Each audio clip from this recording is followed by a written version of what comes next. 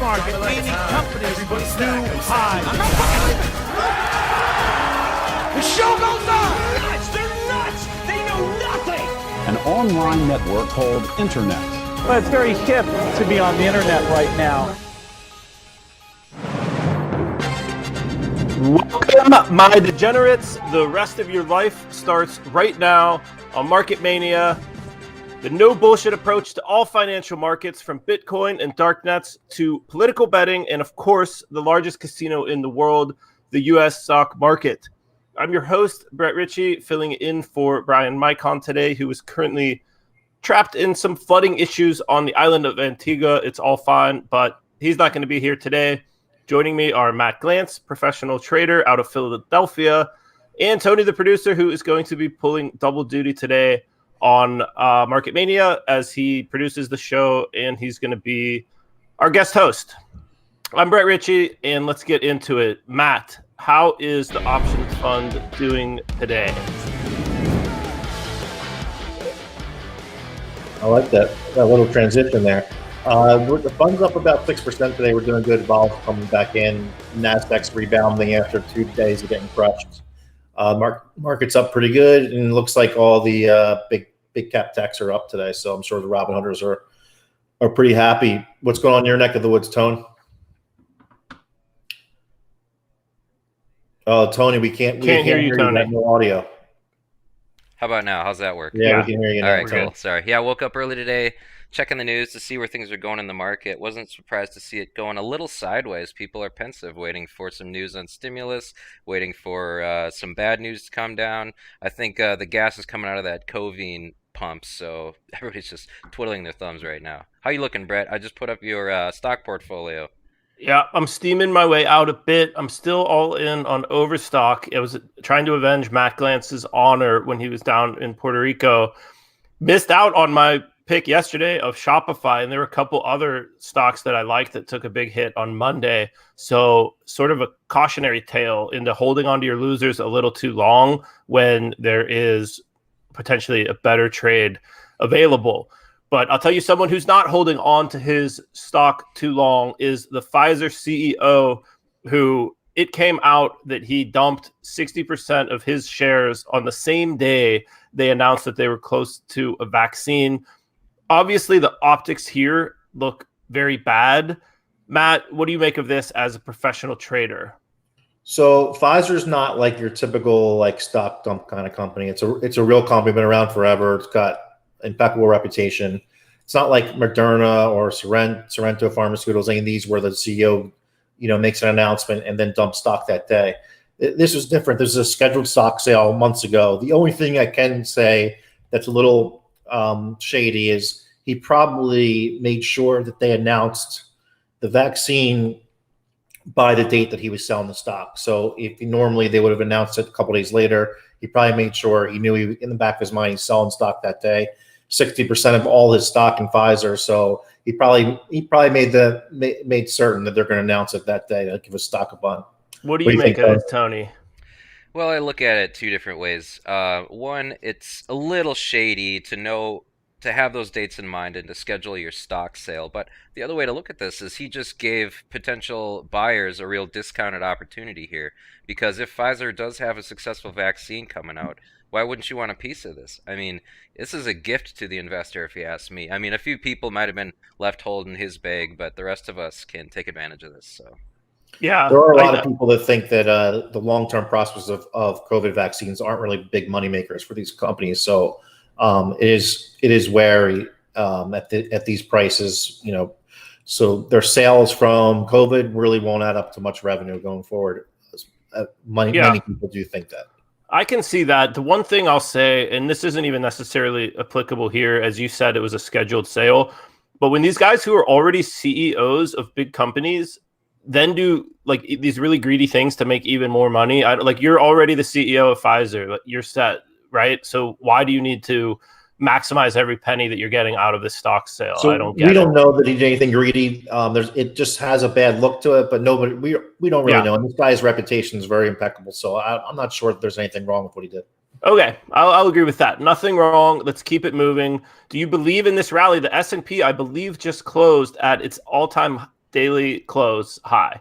Well, it didn't Matt, close, but if it closed where it is right now at 35.80 ish, it would be a closing high, all-time closing high.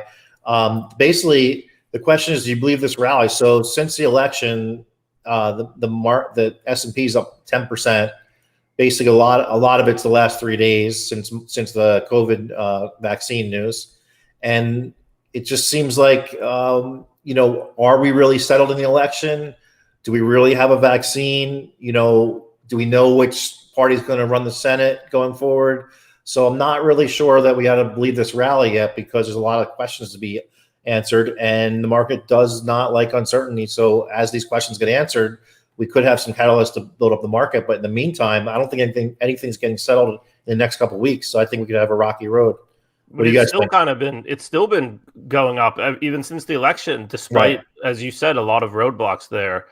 How about you, Tony? What do you make of this rally? Well, I don't believe in the rally. I don't believe in the stock market or the U.S. economy, but I do believe in the Fed, and I do believe the stimulus is coming. So I wouldn't bet against that. Although I wouldn't be buying SPY. I'd be finding some of those stocks that really took a hit during this, like maybe Delta Airlines or American Airlines, maybe even Carnival Cruise Lines, if I want to get super crazy. Tony, I think you'd be more interested in the Russell. So the RUT is the ETF that does the Russell 2000 index. So that's the more your type of stocks for sure. Or what about the RST? I was just reading about that, which is a more a weighted S&P 500 where you're not so heavily exposed to the tech stocks. That's one too, but I think what Tony's really going for is those smaller to mid cap companies that you don't really hear of every day, that really didn't participate this year that much. I just think the SPY is still too expensive. Even though I see it only going up, I think it's expensive right now. And I think most of those meme stocks are overpriced. Find those spots that are going to rise with the stimulus and pick those. So. Makes sense to me. Speaking of another potential roadblock for the stock market, COVID cases are surging throughout the U.S. Matt, I know you've been on the record saying, mostly joking, but saying COVID's done, Biden won. That doesn't necessarily seem to be the case. What do you make of this? Do you think it's going to affect the market? So, as some people have figured out by now, most people still don't understand the joke. I've been saying for at least 3 months that when Trump loses the election, COVID will be done. And the meaning of that is basically everything they could do. The liberal media was like just punching COVID in the news. As bad as COVID was, the news just tried to push the fear narrative as much as possible leading up to the election to hurt Trump. And I get it; it's a good strategy. But obviously now the news cycle has changed. Even though cases are at a max, you don't hear anywhere near as much about COVID or fear of COVID or Kawasaki and children. None of this. You're not going to hear any of this stuff now that the election's over. That was all concocted to put fear in the minds of voters and get Trump out of there. And I was on that side too. I wanted Trump out, so I was happy about it. But it's comical what was going on, and you see the difference in the news flow now. Yeah, the one thing I would like to have seen was like a bet, maybe on Augur or something, but essentially like media coverage of COVID to case rate and death rate, because I guarantee you it is going to be way down post Biden's win. Tony, what do you make of this sort of alleged surge in COVID cases? The hysteria is the real pandemic. I mean, only a fool would get worked out of shape about a disease that most people don't even know they have, that 99.9% of people survive. I mean, this has gotten to epic portions of ridiculousness. I just think 2020 is more of an IQ test than anything, and most people are failing. I'll say this. The real story with COVID for me is, as far as my commentary on it, it's not much about the disease. It does kill people, especially older people and people that are out of shape. But the real story is how the media presents it. And we are at record COVID cases daily now. And imagine if those record COVID cases were over 100,000 before the election. That would be headline news, front page news every day, every 5 minutes on CNN, MSNBC. But you rarely see it now, and it's top because it's just it's just more of the same. And now they don't need to vote Trump out of office. So yeah, our media is out of control. In the hysteria. So San Francisco, where I am right now, they just implemented new restrictions because cases surged 250%. to 60 cases a day, 60 new cases a day. This is a big city. It's insane. In any event, move on to another fun subject. The Fed, everyone's favorite topic. Tony, I know you love talking about the Fed. You're sitting there with your gold and your rifle. What do you think about this? Obviously, not everyone's doing well during COVID, and there's going to be some trouble ahead for a lot of people. So what do you make of this, Tony? Well, it's kind of funny that the Fed is out there warning people. I remember pre-2008, Janet Yellen was trying to tell people that there's nothing to worry about, everything's fine. Here they are telling people that we're going to have default waves, a wave of defaults rather, assets among like home ownership, commercial real estate, all of that. That's all going to collapse. And of course, the stock market doesn't care. It only cares about stimulus. I just keep hammering that thought. But if the Fed's out here warning you, you might want to start looking at like a cryptocurrency or gold or land in a place that's undeveloped. I mean, really start thinking about what's on the other side of this. What do you think, Matt? Yeah, I think it's interesting you say gold, and gold keeps going down while Bitcoin keeps going up. So I'm not really sure why that is, but it is interesting with rates. Rates are rising fast now, comparably to what they've been doing the last year. I think the 2-year and the 10-year are the highest they've been since like February. So, the interest rates are rising. So they're headed that direction. So you would think gold and Bitcoin would be good in the long run. But it seems like with the stimulus and stimulus that's going to come and the endless spending, especially if the Senate in Georgia goes Democrat, the market should fly on that too. Yeah. What's crazy, I'm sorry to interrupt real quick, is that they're considering Janet Yellen again for head of the Fed. I can't believe it, how you keep getting your job when you're that wrong all the time. Anyway, sorry, Brett, you're going to say. No, you're good. You're good, man. The entrenched elites do a very good job of protecting each other's backs. The only thing I'll say on this is I had a question right on Twitter from, I believe, not Ric Flair, right before it came on the show. He asked if Bitcoin is still a good purchase even after this latest rally. For me, it is. It always is. I'm not a swing trader. I know there's a lot of people, some friends of mine, riding the fluctuations in Bitcoin. To me, I just think it's a good long-term play. The risk-reward still really favors the reward side of things as it goes to capture this digital gold narrative. And it's still a pretty small market cap compared to gold, even smaller than a lot of these S&P 500 companies. So I think Bitcoin is always a good buy. Nothing don't go all in, but it's always good to have some exposure to it. Speaking of a company where I think it's not good to have any exposure to it, Nikola CEO, new CEO, not Trevor Milton, but the new guy. I don't even know his name. I don't even care. We're prepared to go to the market alone if we have to without General Motors. They've been saying this before.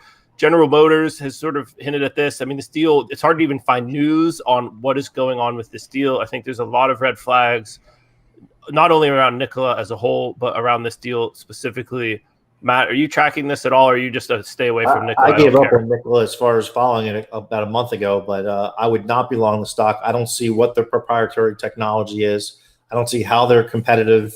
That guy, Trevor, who left, is a complete con artist. So I just don't see what the value is. I think the company's still worth $3 or $4 billion or something market cap. It seems like insane to me.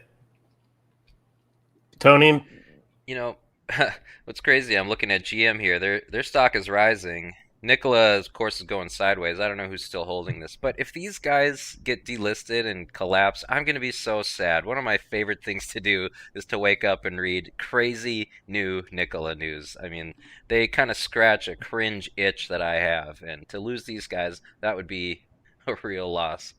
But yeah. I don't know who's still holding this stock. You got to be crazy. This has just got to be people who like gambling on long odds or are part of the family or something. This is just crazy to own it. I'll say this. The one thing I've seen in these articles talking about this potential partnership and an argument for why GM would do it is that Nikola supposedly still may be their best option for a partnership around these hydrogen fuel cells, which to me, if you're going to start a business today, go start a hydrogen fuel cell business. Because if these guys are one of the best options out there still after all this bullshit and essentially it's all vaporware, that means that there's a really big market here to be made. I'm sure I'm late to the party in thinking of that, but you're never too late. Facebook was late to social media. In any event, speaking of Facebook and some of these other big tech stocks, Is it possible that their run has come to an end and we're seeing more of a comeback for average stocks, especially as this vaccine comes to market, and the Carnival Cruise Lines and American Airlines stocks that Tony mentioned could be coming back into play? Matt, as the professional trader here, what do you think? Do you think this is still going to be a big tech wave? 2021 is going to be dominated by big tech, or do you see some of these maybe movie theaters, construction companies, some of these more traditional stocks coming back into play?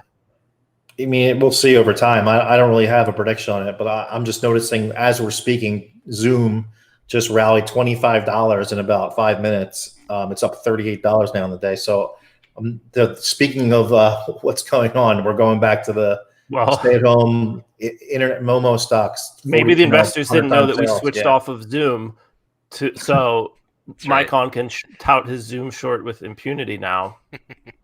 Tony, you feeling good there? I know you're not a big fan of those high-flying tech stocks. I think they're all overpriced. They're all meme stocks, and you can make money on them still, and you will make money on them still. Everything's going to continue to run up probably through Q3 of 2021.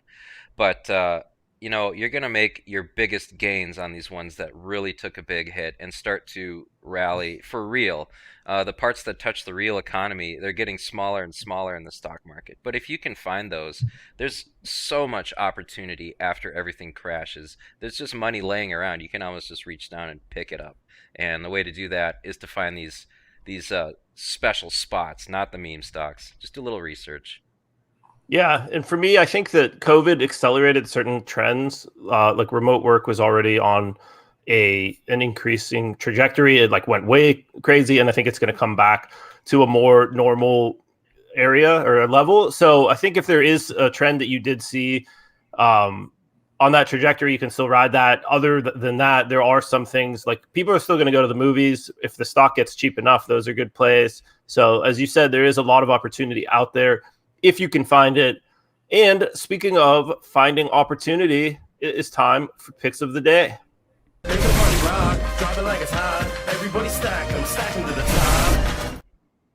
All right, picks of the day. We don't waste your time here. Matt Glantz, what do you got for us?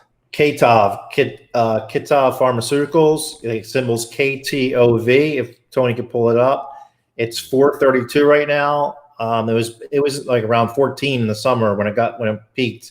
It's a cancer stock. They just announced today they're going to be part of a pharmaceutical conference tomorrow, a biotech conference that just came out of the blue. So I started buying this morning, and I'm long here for tomorrow. See what happens. Sounds good. Tony, what do you got for us?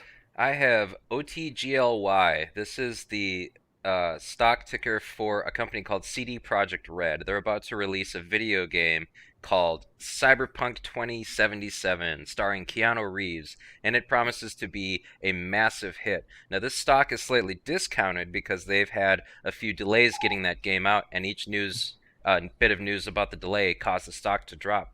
But this game's gonna rock, so buy it while it's cheap and get yourself. There's no options; you just got to buy and hold. So OTGLY.